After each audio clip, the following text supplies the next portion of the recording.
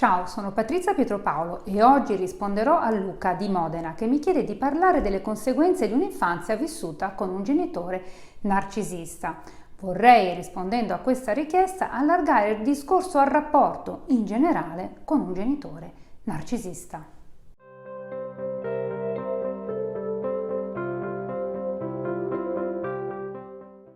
Vivere, ma soprattutto crescere con un genitore narcisista danneggia sicuramente l'autostima e soprattutto essere figli di un genitore narcisista vuol dire sperimentare un tipo di amore che è solo condizionato. Un adulto cresciuto da un genitore narcisista non si sentirà mai abbastanza bravo e cercherà di accontentare gli altri, di darsi da fare per colmare continuamente, il suo bisogno di amore.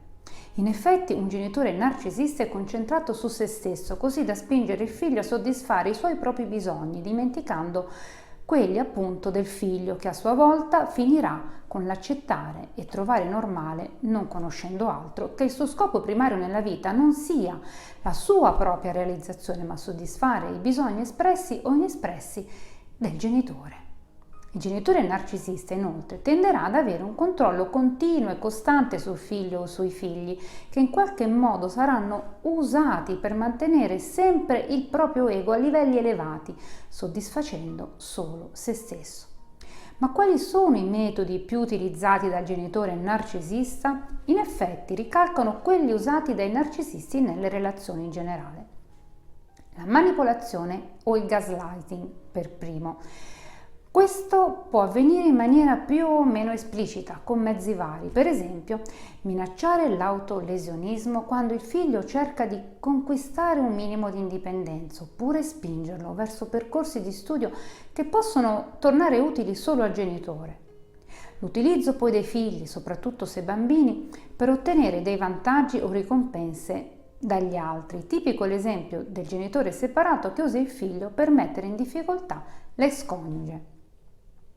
Poi abbiamo l'assenza di confini. Per un narcisista il figlio fa parte di lui, per cui il figlio in un certo senso non è autorizzato ad avere idee proprie o ad essere indipendente. Lo scopo del figlio è quindi quello di soddisfare il genitore.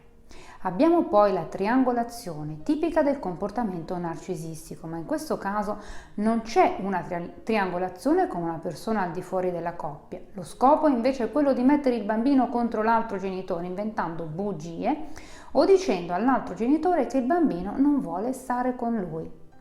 L'hoovering. Questa strategia viene applicata quando il figlio cerca in qualche modo di staccarsi. In proposito c'è anche un mio video sull'argomento, troverai il link qui nella descrizione. Ma quali sono allora le conseguenze più frequenti di tutto questo nell'adulto? Ecco, non cercherà di fare ciò che è meglio per lui perché si sentirebbe un egoista. L'indecisione, il senso di colpa sono quindi molto frequenti.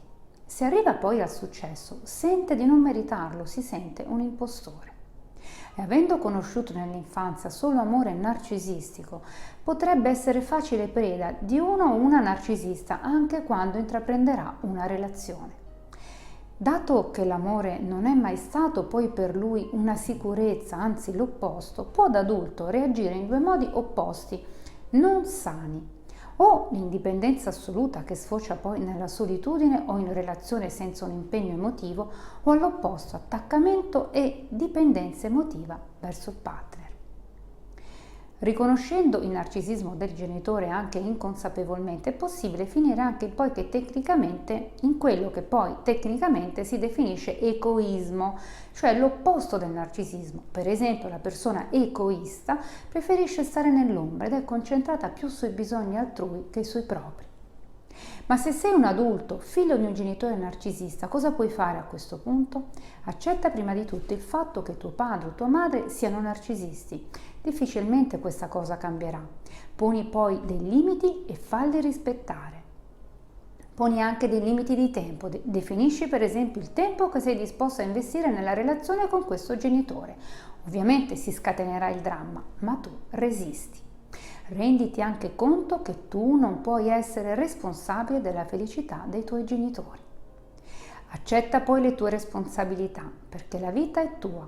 puoi e devi gestirla tu. Il genitore narcisista ti ha da bambino alienato l'altro genitore o altre figure per te importanti. Ora che sei adulto è il momento di riallacciare i rapporti. Cerca di creare relazioni sane, magari anche facendo un percorso terapeutico se non riesci da solo, così da evitare di ripercorrere modelli o schemi malati, perché riappropriarsi della propria vita si può. Ciao, a presto!